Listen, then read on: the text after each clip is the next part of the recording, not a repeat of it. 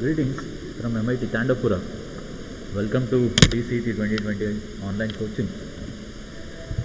In today's session, we will be discussing on internal combustion engines, which is a part of the thermal engineering group, wherein you will be given a maximum of 17 marks, and out of the entire 17 marks with respect to internal combustion engines, you can expect marks around 3 to 4 at the max.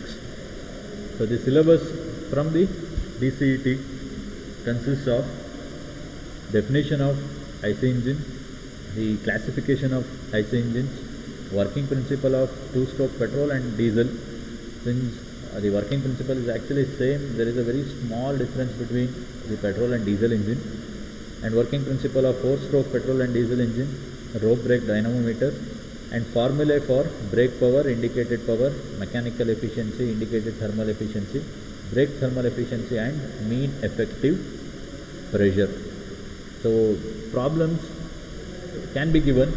Until now, from the previous year question paper, there is no problem from the IC engine section, but there are chances that you may expect a problem based on the brake power, indicated power, and mechanical efficiency.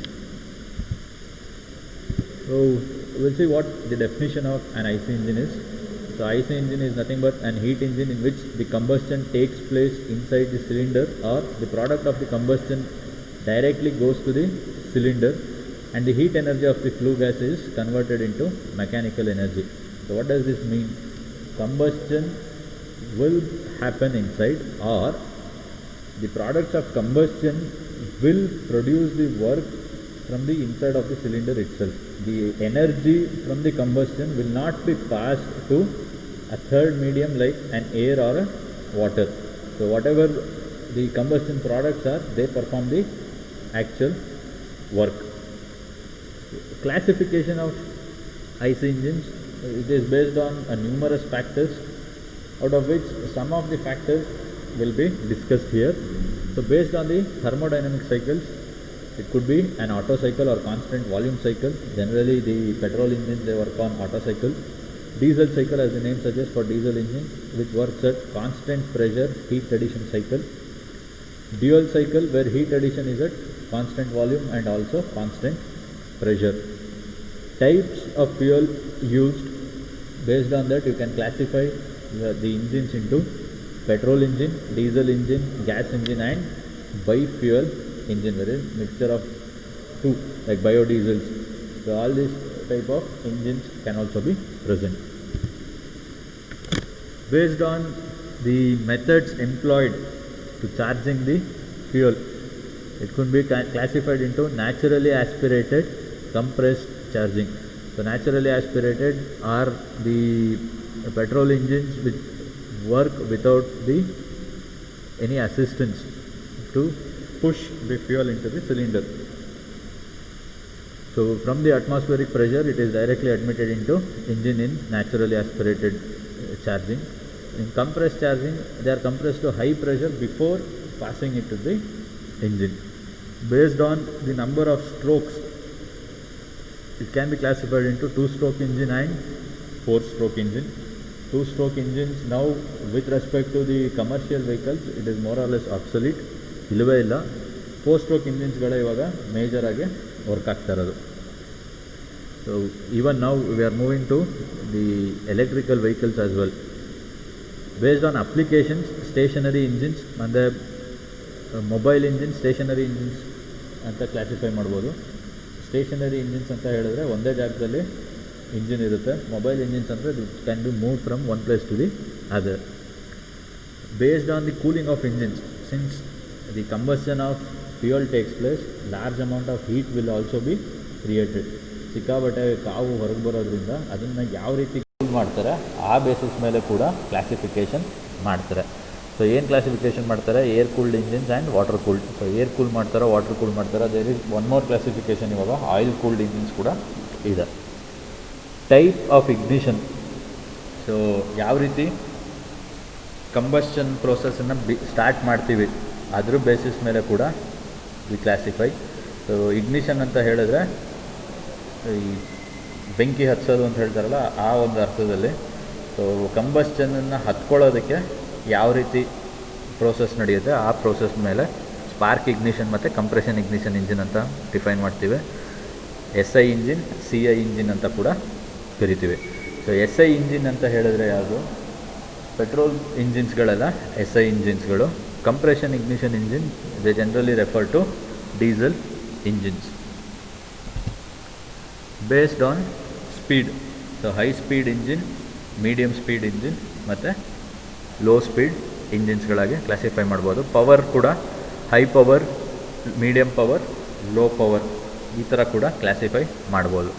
So number of ಸಿಲಿಂಡರ್ಸಲ್ಲಿ single cylinder, multi cylinder engines ಅಂತ ಕೂಡ classify ಮಾಡ್ಬೋದು based on the amount of cylinders. Position of the ಸಿಲಿಂಡ್ರಲ್ಲಿ horizontal engine, vertical engine, P engine ಅಂತ classify ಮಾಡ್ಬೋದು. Horizontal engines are those whose engines are positioned in horizontally. For example ನಿಮ್ಮದು ಹಳೆ Hero Honda Splendor, Hero Honda CD100 ಈ ಗಾಡಿಗಳು ನೋಡಿದ್ರೆ they are more or less horizontal engines. ಅವುಗಳು position horizontal ಆಗಿದೆ. Vertical engines ಅಂತ ಹೇಳಿದ್ರೆ ಈಗ ಬರ್ತಾ ಇರೋವಂಥ ಗಾಡಿಗಳು, ಬುಲೆಟ್ ಇರ್ಬೋದು, ಬೇರೆ ಇದೆಲ್ಲ, these are all vertical engines. ಹಳೆ ಬುಲೆಟ್ಗಳು ಕೂಡ ವರ್ಟಿಕಲ್ ಇಂಜಿನ್ನೇ. ಅಪೋಸ್ಡ್ ಸಿಲಿಂಡರ್ ಇಂಜಿನ್ ಅಂತ ಹೇಳಿದ್ರೆ ಒಂದಕ್ಕೊಂದು ಆಪೋಸಿಟ್ ಡೈರೆಕ್ಷನಲ್ಲಿ ಸಿಲಿಂಡರ್ಗಳು ಪ್ಲೇಸ್ ಮಾಡಿರ್ತಾರೆ. ಈ ಅಪೋಸ್ಡ್ ಇಂಜಿನ್ಸ್ಗಳೆಲ್ಲ generally it is employed in BMW bikes. ನೀವು ಹಳೆ BMW ಬೈಕ್ಸಲ್ಲಿ ತುಂಬ ಯೂಸ್ ಮಾಡ್ತಾಯಿದ್ರು. Now it has come down, but one of the latest models, I don't remember its name, ಅದು ಕೂಡ opposed cylinder engine. Radial engine ಅಂತ ಹೇಳಿದ್ರೆ ಈ ವರ್ಲ್ಡ್ ವಾರ್ 2 ಆ ಟೈಮಲ್ಲೆಲ್ಲ ನೀವು ಅಬ್ಸರ್ವ್ ಮಾಡಿದರೆ ಈ ಮುಂದ್ಗಡೆ ಪ್ರೊಪೆಲರ್ ಇರುತ್ತಲ್ಲ ಏರೋಪ್ಲೇನ್ದು, ಅದನ್ನು ತಿರುಗಿಸಿ ಸ್ಟಾರ್ಟ್ ಮಾಡುವಂಥ ಏರೋಪ್ಲೇನ್ಗಳು ಏನಿತ್ತು ಅದರಲ್ಲಿ they use to employ this radial engines. Based on types of motion it could be reciprocating engine or rotary engines. Rotary engine ಅಂತ ಹೇಳಿದ್ರೆ ವ್ಯಾಂಕೆಲ್ ಇಂಜಿನ್ ಅಂತ ಹೇಳಿ ಮಾಜ್ದಾ ಅಂತ ಕಾರ್ ಇದೆ ನೋಡಿ ಕಂಪ್ನಿ, ಅವ್ರದ್ದು ಒಂದು ಸೆಗ್ಮೆಂಟಲ್ಲಿ ರೋಟ್ರಿ ಇಂಜಿನ್ಸ್ಗಳು ಬಿಡ್ತಾಯಿದ್ರು. ಬಟ್ ಈಗಿಲ್ಲ. ರೆಸಿಪ್ರೊಕೇಟಿಂಗ್ ಇಂಜಿನ್ಸ್ ಎಲ್ಲ ಅಂದರೆ ಮಾಮೂಲಿ ನಮ್ಮದು ಇವಾಗ ಗಾಡಿಗಳಲ್ಲಿ ಇದೇನು IC ಇಂಜಿನ್ ಇದೆ ಅವೆಲ್ಲ ರೆಸಿಪ್ರೊಕೇಟಿಂಗ್ ಇಂಜಿನ್.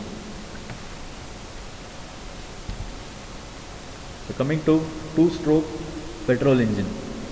ಸೊ 2 ಸ್ಟ್ರೋಕ್ ಅಂತ ಹೇಳಿದ್ರೇನು, ಎರಡೇ ಸ್ಟ್ರೋಕಲ್ಲಿ ಒಂದು ವರ್ಕಿಂಗ್ ಸೈಕಲ್ಲು ಕಂಪ್ಲೀಟ್ ಆಗೋದ್ರಿಂದ 2 ಸ್ಟ್ರೋಕ್ ಇಂಜಿನ್ ಅಂತ ಹೇಳಿ ಕರಿತೀವಿ. 4 ಸ್ಟ್ರೋಕ್ ಇಂಜಿನ್ ಅಂತ ಹೇಳಿದ್ರೇನು, ಒಂದು ವರ್ಕಿಂಗ್ ಸೈಕಲ್ ಕಂಪ್ಲೀಟ್ ಆಗೋದಕ್ಕೆ 4 ಸ್ಟ್ರೋಕಿನ ಅವಶ್ಯಕತೆ ಇಂಜಿನ್ಗಿರುತ್ತೆ. ಸೊ ಹಾಗಾಗಿ ಅದನ್ನು 4 ಸ್ಟ್ರೋಕ್ ಇಂಜಿನ್ ಅಂತೇಳಿ ಕರಿತೀವಿ. ಸೊ 2 ಸ್ಟ್ರೋಕ್ ಇಂಜಿನಲ್ಲಿ ಏನಾಗುತ್ತೆ, ಅಪ್ ಸ್ಟ್ರೋಕ್ನಲ್ಲಿ ಈ piston bottom dead centre BDC ಅಂತ ಕರಿತೀವಿ, ಬಾಟಮ್ ಡೆಡ್ ಸೆಂಟರ್ನ. ಸೊ BDCಯಿಂದ TDCಗೆ ಮೂವ್ ಆಗುತ್ತೆ. ಸೊ BDCಯಿಂದ TDCಗೆ ಮೂವ್ ಆಗಬೇಕಂದಾಗ ನಿಧಾನಕ್ಕೆ ಸಿಲಿಂಡರಲ್ಲಿರೋ ಫ್ಯೂಯಲ್ ಏರ್ ಮಿಕ್ಸ್ಚರ್ನ ಕಂಪ್ರೆಸ್ ಮಾಡ್ತಾ ಹೋಗುತ್ತೆ. ಇಲ್ಲಿ 2 ಸ್ಟ್ರೋಕ್ ಪೆಟ್ರೋಲ್ ಇಂಜಿನ್ ಆಗೋದ್ರಿಂದ ಸಿಲಿಂಡರ್ ಒಳಗೆ ಬರೋದು it is petrol air mixture. ಅದನ್ನು ಕಂಪ್ರೆಸ್ ಮಾಡಿಕೊಂಡು ನಿಧಾನಕ್ಕೆ ಮೇಲೆ ಹೋಗ್ತಾ ಹೋಗ್ತಾ it opens up the inlet port.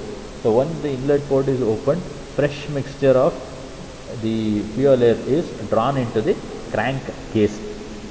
ಹಾಗೆ ಇನ್ನೊಂದು ಸ್ವಲ್ಪ ಮುಂದಕ್ಕೆ ಹೋದ್ಮೇಲೆ ಈ ಟ್ರಾನ್ಸ್ಫರ್ ಪೋರ್ಟ್ ಇದೆಯಲ್ಲ, this port this will be closed. So ಈ ಟ್ರಾನ್ಸ್ಫರ್ ಪೋರ್ಟ್ ಏನು ಮಾಡುತ್ತೆ, ಕೆಳಗಡೆ ಕ್ರ್ಯಾಂಕ್ ಕೇಸಿಂದ ಫ್ಯೂಯಲ್ ಏರ್ ಮಿಕ್ಸ್ಚರ್ನ ಸಿಲಿಂಡರ್ಗೆ ಟ್ರಾನ್ಸ್ಫರ್ ಮಾಡುತ್ತೆ. ಹಾಗಾಗಿ ಟ್ರಾನ್ಸ್ಫರ್ ಪೋರ್ಟ್ ಅಂತ ಕರೀತಾರೆ.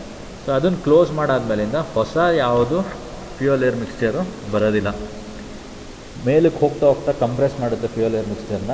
ಟಾಪ್ ಡೆಡ್ ಸೆಂಟರ್ ಇನ್ನೇನು ರೀಚ್ ಆಗಬೇಕು ಆವಾಗ ಸ್ಪಾರ್ಕ್ ಪ್ಲಗ್ಗಿಂದ ಸ್ಪಾರ್ಕ್ ಕ್ರಿಯೇಟ್ ಆಗಿ ಕಂಬಸ್ಟನ್ ಪ್ರೋಸೆಸ್ ಸ್ಟಾರ್ಟ್ ಆಗುತ್ತೆ. So once combustion process completes, ಆ ಗ್ಯಾಸಸ್ ಏನು ವಿತ್ ಎನರ್ಜಿ ಇರುತ್ತೆ ಕಂಬಸ್ಟೆಡ್ ಗ್ಯಾಸಸ್ಸು, ಅದು ಪಿಸ್ಟನನ್ನು ಕೆಳಗೆ ಮೂವ್ ಮಾಡುತ್ತೆ. ಸೊ ಕೆಳಗೆ ಮೂವ್ ಮಾಡಬೇಕಂದಾಗ ಡೌನ್ ಸ್ಟ್ರೋಕ್ ಶುರು ಆಗುತ್ತೆ. ಡೌನ್ ಸ್ಟ್ರೋಕ್ ಶುರು ಆಗಬೇಕಂದಾಗ ಪಿಸ್ಟನ್ನು ಟಾಪ್ ಡೆಡ್ ಸೆಂಟರ್ TDCಯಿಂದ BDCಗೆ ಬರುತ್ತೆ, ಬಾಟಮ್ ಡೆಡ್ ಸೆಂಟರ್ಗೆ. ನಿಧಾನಕ್ಕೆ ಬರಬೇಕಂದಾಗ ಟ್ರಾನ್ಸ್ಫರ್ ಪೋರ್ಟನ್ನು ಓಪನ್ ಮಾಡುತ್ತೆ. ಸೊ ಟ್ರಾನ್ಸ್ಫರ್ ಪೋರ್ಟನ್ನು ಓಪನ್ ಮಾಡಿದ ತಕ್ಷಣ ಹೊಸ ಫ್ಯೂಯಲ್ ಏರ್ ಮಿಕ್ಸ್ಚರ್ ಇಲ್ಲೆಲ್ಲ ಇದೆಯಲ್ಲ, ಈ ಫ್ಯೂಯಲ್ ಏರ್ ಮಿಕ್ಸ್ಚರು ಸಿಲಿಂಡರ್ ಸ್ಪೇಸನ್ನು ಆಕ್ಯುಪೈ ಮಾಡ್ತಾ ಕಂಬಸ್ಟನ್ ಆಗಿರೋವಂಥ ಗ್ಯಾಸಸನ್ನು ಎಕ್ಸಾಸ್ಟ್ ಪೋರ್ಟ್ ಮುಖಾಂತರ ಹೊರಗಡೆ ಕಳಿಸುತ್ತೆ. So ಈ process-ಅನ್ನು we call it as scavenging. The process wherein the fresh fuel air mixture from the transfer port pushes the already combusted flue gases out of the cylinder is known as scavenging. So ಹಂಗೆ ಕೆಳಗೆ ಬರ್ತಾ ಬರ್ತಾ it closes the inlet port.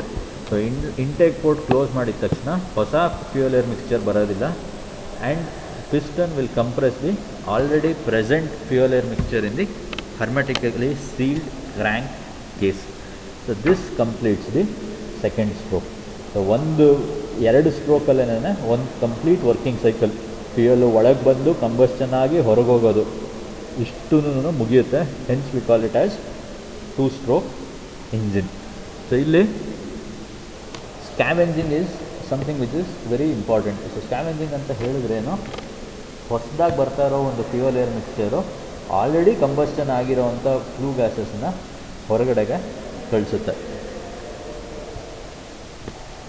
2 stroke diesel engine. So 2 stroke diesel ಇಂಜಿನ್ಗೂ petrol ಇಂಜಿನ್ಗೂ ಏನು ವ್ಯತ್ಯಾಸ?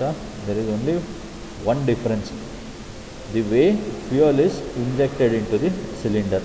So fuel inject ಮಾಡೋದು for petrol engine fuel air ಮಿಕ್ಸ್ಚರ್ನ ಡೈರೆಕ್ಟಾಗಿ ಸಿಲಿಂಡ್ರಿಗೆ ಹಾಕ್ತಾರೆ. ಬಟ್ ಇಲ್ಲಿ ಸಿಲಿಂಡ್ರಿಗೆ ಬರೀ ಏರ್ ಬರುತ್ತೆ, ಫಸ್ಟು ಕಂಪ್ರೆಸ್ ಮಾಡಿ ಏರನ್ನು ಟೆಂಪ್ರೇಚರ್ ಕೂಡ ಜಾಸ್ತಿ ಆಗುತ್ತೆ. ಸೊ ಟೆಂಪ್ರೇಚರ್ ಎಷ್ಟು ಜಾಸ್ತಿ ಆಗುತ್ತೆ ಅಂದರೆ ಡೀಸೆಲ್ ಇಗ್ನಿಷನ್ ಟೆಂಪ್ರೇಚರ್ಗಿಂತ ಜಾಸ್ತಿ ಇರುತ್ತೆ. So when the fuel is sprayed from the fuel injector, the combustion begins immediately, there by completing the combustion process. So ಹಾಗಾಗಿ ಇಲ್ಲಿ ಸ್ಪಾರ್ಕ್ ಪ್ಲಗ್ ಉಪಯೋಗಿಸೋದಿಲ್ಲ, ಫ್ಯೂಯಲ್ ಇಂಜೆಕ್ಟರ್ನ ಉಪಯೋಗಿಸ್ತಾರೆ. Next 4 stroke petrol engine. ಸೊ ಏನು 4 stroke ಪೆಟ್ರೋಲ್ ಇಂಜಿನಲ್ಲಿ we require 4 strokes to complete 1 working cycle. So fuel ಒಳಗೆ ಬಂದು ಕಂಬಸ್ಟನ್ ಆಗಿ ಎಕ್ಸ್ಪ್ಯಾನ್ಷನ್ ಅವ್ರ ಎನರ್ಜಿ ರಿಲೀಸ್ ಮಾಡಿ ಎಕ್ಸಾಸ್ಟ್ ಆಗೋದಕ್ಕೆ ಇಂಜಿನ್ನು 4 ಸ್ಟ್ರೋಕ್ನ ಅವಶ್ಯಕತೆ ಇದೆ. ಸೊ ಹಾಗಾಗಿ 4 stroke ಪೆಟ್ರೋಲ್ ಇಂಜಿನ್ ಅಂತ ಹೇಳಿ ಕರಿತೀವಿ. ಸೊ ಇಲ್ಲಿ ಯಾವುದು 4 ಸ್ಟ್ರೋಕ್ಗಳ ಹೆಸರು? Intake, compression, power and exhaust. So intake ಸ್ಟ್ರೋಕಲ್ಲಿ ಏನಾಗುತ್ತೆ, ಫ್ಯೂಯಲ್ ಏರ್ ಮಿಕ್ಸ್ಚರು ಸಿಲಿಂಡ್ರ್ ಒಳಗಡೆ ಬರುತ್ತೆ. ಇಂಟೇಕ್ ಸ್ಟ್ರೋಕ್ ಅಂತಲೂ ಕರೀತಾರೆ, ಇಲ್ಲ ಸಕ್ಷನ್ ಸ್ಟ್ರೋಕ್ ಅಂತ ಕೂಡ ಕರೀತಾರೆ. Piston TDC or top dead ಸೆಂಟರಿಂದ ಬಾಟಮ್ ಡೆಡ್ ಸೆಂಟ್ರಿಗೆ ಮೂವ್ ಆಗೋಕ್ಕೆ ಶುರು ಆಗುತ್ತೆ. ಸೊ ಮೂವ್ ಆಗೋಕ್ಕೆ ಶುರು ಆದಾಗ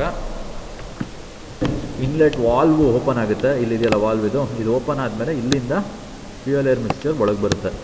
ಸೊ ಯಾವಾಗ TDCಯಿಂದ BDCಗೆ ಬರುತ್ತೆ, ಇಲ್ಲಿ ಕ್ರ್ಯಾಂಕು 180 ಡಿಗ್ರೀಸ್ ರೊಟೇಟ್ ಆಗಿರುತ್ತೆ. ಇಷ್ಟು TDCಗೆ ಬಂದ ಮೇಲೆ ಇನ್ಲೆಟ್ ವಾಲ್ ಕ್ಲೋಸ್ ಆಗುತ್ತೆ, ಪಿಸ್ಟನ್ನು ಮೇಲಕ್ಕೆ ಮೂವ್ ಆಗೋಕ್ಕೆ ಶುರು ಆಗುತ್ತೆ. ಸೊ BDCಯಿಂದ TDCಗೆ ಮೂವ್ ಆಗೋಕ್ಕೆ ಶುರು ಆಗುತ್ತೆ. ಇನ್ಲೆಟ್ ಎಕ್ಸಾಸ್ಟ್ ವಾಲ್ ಎರಡೂ ಕ್ಲೋಸ್ ಆಗಿರುತ್ತೆ. ಇಲ್ಲಿರೋ ಫ್ಯೂಯಲ್ ಮಿಕ್ಸ್ಚರು ಕಂಪ್ಲೀಟಾಗಿ ಕಂಪ್ರೆಸ್ ಆಗುತ್ತೆ. ಸೊ ಇಲ್ಲಿ ಮತ್ತೆ ತಿರ್ಗಾ 180 ಡಿಗ್ರೀಸು ಕ್ರ್ಯಾಂಕು ರೊಟೇಟ್ ಆಗಿರುತ್ತೆ. ಇಲ್ಲಿ ಮೇಲೆ ಇನ್ನೇನು TDCಗೆ ರೀಚ್ ಆಗ್ತಾ ಇದೆ ಅನ್ಬೇಕಂದಾಗ ಸ್ಪಾರ್ಕ್ ಪ್ಲಗ್ಗಿಂದ ಸ್ಪಾರ್ಕ್ಗಳು ಜನ್ರೇಟ್ ಆಗುತ್ತೆ. ಆವಾಗ compressed fuel air mixture burn ಆಗೋಕ್ಕೆ ಶುರು ಆಗುತ್ತೆ. ಸೊ ಬೆಂಕಿ ಹಚ್ಚಿ ಉರಿಯೋದಕ್ಕೆ ಶುರು ಆಗುತ್ತೆ fuel air mixture. When the entire combustion is completed, ಪ್ರೋಸೆಸ್ಸೇ ಮುಗಿದ ಮೇಲೆ ಆ ಎನರ್ಜಿ ಏನಿರುತ್ತೆ ಬರ್ನ್ಟ್ ಆಗಿರೋ ಗ್ಯಾಸಸ್ಸಲ್ಲಿ ಅದು ಪಿಸ್ಟನ್ನ ಕೆಳಗೆ ಮೂವ್ ಮಾಡುತ್ತೆ. ಸೊ TDCಯಿಂದ ಮತ್ತೆ BDCಗೆ ಪಿಸ್ಟನ್ ಮೂವ್ ಆಗುತ್ತೆ. ಆವಾಗ ಮತ್ತೆ ತಿರ್ಗಾ ವರ್ಕಿಂಗ್ ಸ್ಟ್ರೋಕ್ ಕ್ರಿಯೇಟ್ ಆಗುತ್ತೆ. ಅದನ್ನು ಪವರ್ ಸ್ಟ್ರೋಕ್ ಅಂತ ಕರಿತೀವಿ, ಯಾಕಂದರೆ ಪವರು ಇದೇ ಸ್ಟ್ರೋಕಲ್ಲಿ ನಮಗೆ ಸಿಗೋದು. ಮತ್ತು ಬಾಟಮ್ ಡೆಡ್ ಸೆಂಟರಿಂದ ಟಾಪ್ ಡೆಡ್ ಸೆಂಟ್ರಿಗೆ ಪಿಸ್ಟನ್ ಮೂವ್ ಆಗೋಕ್ಕೆ ಶುರು ಆಗುತ್ತೆ. ಮೂವ್ ಆಗಬೇಕಂದಾಗ ಎಕ್ಸಾಸ್ಟ್ ವಾಲ್ವ್ ಓಪನ್ ಆಗುತ್ತೆ. ಆ ಕಂಬಸ್ಟನ್ ಗ್ಯಾಸಸ್ಸು ಎನರ್ಜಿ ರಿಲೀಸ್ ಮಾಡಿರುತ್ತಲ್ಲ, ಆ ಗ್ಯಾಸಸ್ಸನ್ನು ಸಿಲಿಂಡರಿಂದ ಹೊರಗಡೆಗೆ ಕಳಿಸ್ತಾರೆ. ಸೊ ಹೊರಗಡೆ ಹೋಗಿದ ತಕ್ಷಣ ಮತ್ತೆ ತಿರ್ಗಾ TDC ರೀಚ್ ಆಗುತ್ತೆ. TDC ರೀಚ್ ಆದಮೇಲೆ ಕೆಳಗೆ ಬರೋಕ್ಕೆ ಶುರು ಆಗುತ್ತೆ ಪಿಸ್ಟನ್ನು. ಮತ್ತೆ ತಿರ್ಗಾ ಇನ್ಲೆಟ್ ವಾಲ್ವ್ ಓಪನ್ ಆಗಿ ಹೊಸದಾಗೆ ಫ್ಯೂಯಲ್ ಏರ್ ಮಿಕ್ಸ್ಚರ್ ಬರುತ್ತೆ. So fuel air mixture suction ಆಗೋದಕ್ಕೆ ಕಾರಣ ಅಟ್ಮಾಸ್ಫಿಯರಿಕ್ ಪ್ರೆಷರ್ಗೂ ಸಿಲಿಂಡರಲ್ಲಿರೋ ಪ್ರೆಷರ್ದು ಡಿಫ್ರೆನ್ಸ್ ಇರುತ್ತೆ. ಹಾಗಾಗಿ ಈಸಿಯಾಗಿ ಸಕ್ಕಾಗಿ ಫ್ಯೂಯಲ್ ಏರ್ ಮಿಕ್ಸ್ಚರು ಸಿಲಿಂಡ್ರಲ್ಲಿ ಆಕ್ಯುಪೈ ಆಗುತ್ತೆ ಸ್ಪೇಸಲ್ಲಿ.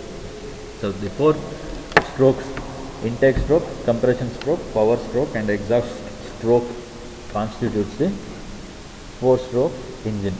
So ಇದರಲ್ಲಿ ಪೆಟ್ರೋಲ್ ಇಂಜಿನಲ್ಲಿ ಮೇಲ್ಗಡೆ ಸ್ಪಾರ್ಕ್ ಪ್ಲಗ್ ಇರುತ್ತೆ. ಡೀಸೆಲ್ ಇಂಜಿನಿಗೆ ಬಂದಾಗ ಅದೇ ಜಾಗದಲ್ಲಿ ಸ್ಪಾರ್ಕ್ ಪ್ಲಗ್ ಇರೋದಿಲ್ಲ, ಫ್ಯೂಯಲ್ ಇಂಜೆಕ್ಟರ್ ಇರುತ್ತೆ. ಸೊ ಫ್ಯೂಯಲ್ ಇಂಜೆಕ್ಟರ್ ಏನು ಮಾಡುತ್ತೆ, ಸ್ಪ್ರೇ ಮಾಡಲಿಕ್ಕೆ ಶುರು ಮಾಡುತ್ತೆ. ಬರೀ ಏರನ್ನ ಇಂಟೆಕ್ ತೊಗೊಂಡಿರುತ್ತೆ, ಕಂಪ್ರೆಸ್ ಮಾಡಿರ್ತಾರೆ ಏರನ್ನ. ಕಂಪ್ರೆಸ್ ಮಾಡಿರೋ ಏರ್ದು ಟೆಂಪ್ರೇಚರ್ ಕೂಡ ಜಾಸ್ತಿ ಆಗಿರುತ್ತೆ. ಆ ಟೆಂಪ್ರೇಚರ್ ಜಾಸ್ತಿ ಆಗಿರೋಂಥ ಕಂಪ್ರೆಸ್ಡ್ ಏರ್ಗೆ ಡೀಸೆಲನ್ನು ಸ್ಪ್ರೇ ಮಾಡ್ತಾರೆ. ಫ್ಯೂಯಲು ಅದನ್ನು ಸ್ಪ್ರೇ ಮಾಡ್ತಾರೆ. ಸೊ ಸ್ಪ್ರೇ ಮಾಡಿದ ತಕ್ಷಣ ಏನಾಗುತ್ತೆ, ಹತ್ಕೊಳ್ಳೋಕೆ ಶುರು ಆಗುತ್ತೆ diesel.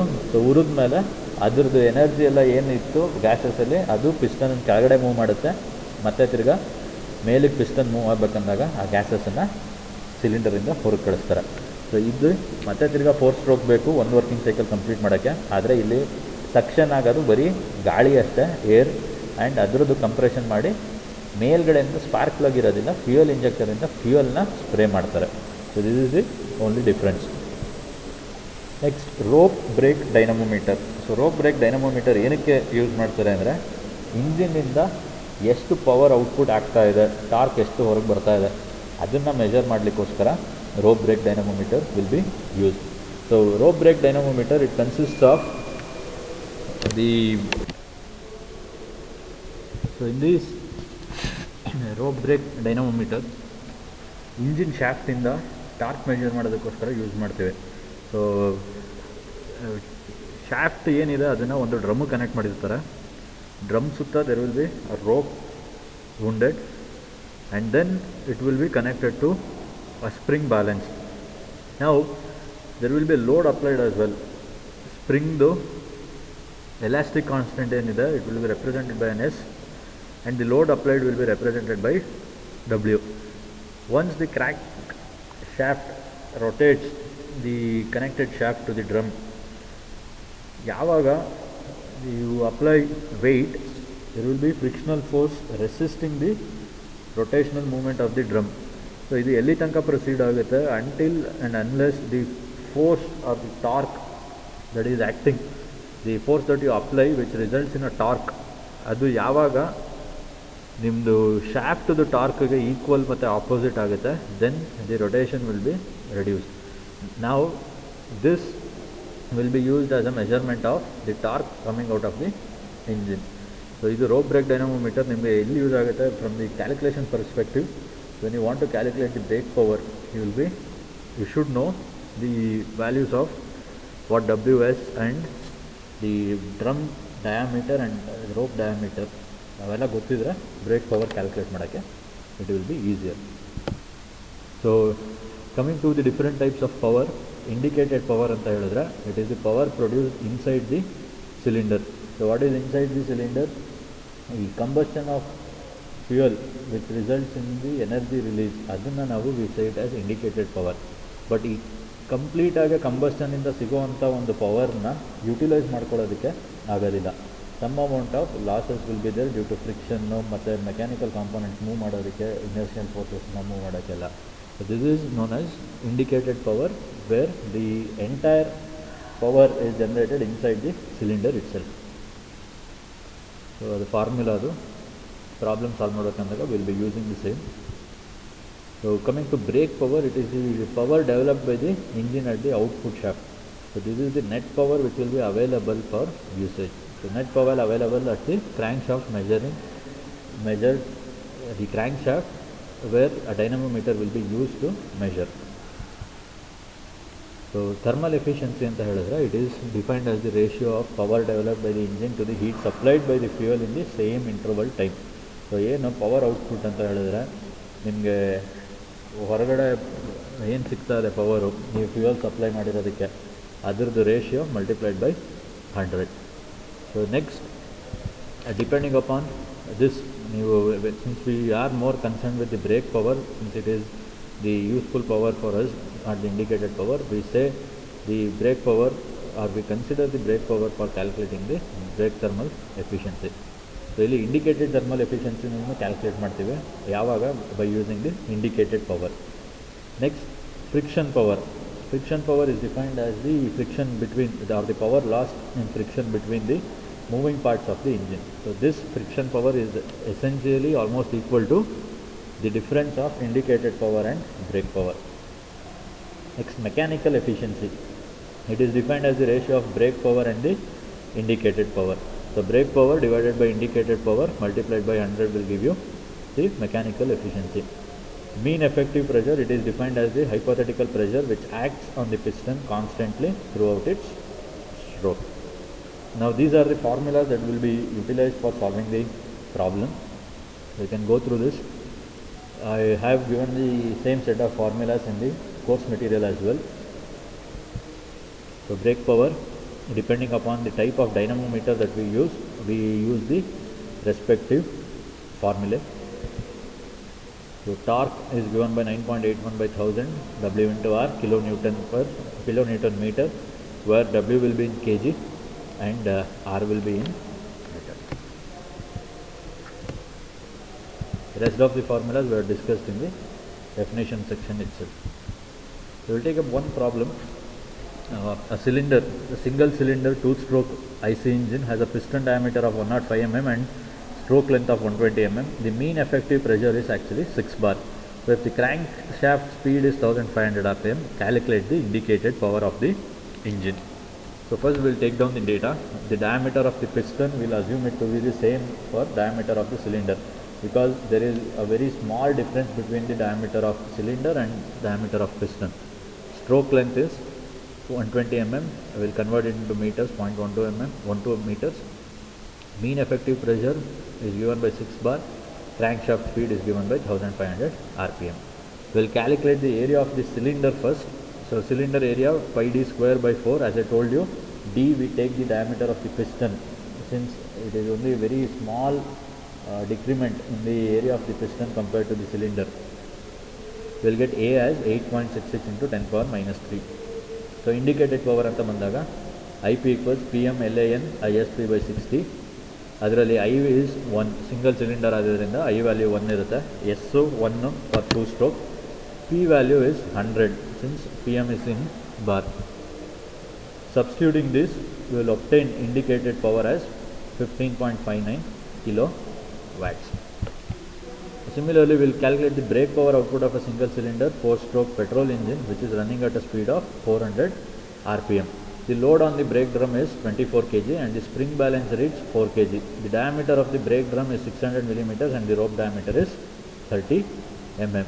The very first step is we take down the data and then we will calculate the torque. So how is torque given? 9.81 by 1000, since it is a rope brake dynamometer, we calculate it as W minus SW into dB plus dr by 2, where dB is the drum diameter, brake drum diameter, and dr is the rope diameter. So substituting, we obtain T as 0.0618 kilonewton meter. So once T is known, BP can be easily calculated by 2 pi N T by 60. Substituting the value of T, BP value 2.589 kilowatt is obtained. Now we look into some of the multiple choice questions that were asked in DCET previous year papers. So numerical problems galo very less, hence we will go through the MCQ questions as well. The first question, a petrol engine has compression ratio from 15 to 25, 25 to 40, 6 to 10 and 10 to 15. The compression ratio for petrol engines is always less compared to the diesel engines. So the lesser the amount, it will denote the compression ratio of the petrol engines. So idralli 6 to 10 is the right answer. For diesel engines, it will be somewhere from 14 to 22 approximately. The next question, in a 4-stroke cycle diesel engine, during suction stroke, what happens? Only air is sucked in, only fuel is sucked in, mixture of fuel and air is sucked in, none of the above. So illi the diesel engines, they work on air. The air is compressed and then fuel is sprayed. But coming to SI engine or petrol engines, the fuel air mixture is sucked in. So in this, only air is sucked in is the right answer. Okay. So this completes a very brief session on IC engines. The problems, there are plenty of problems that are solved in the course material. You can go through the course material. If you have any doubts, you can contact us. And also, since we have the offline doubt clearance sessions going on, you are always welcome to the college and get your doubts cleared. Okay, thank you.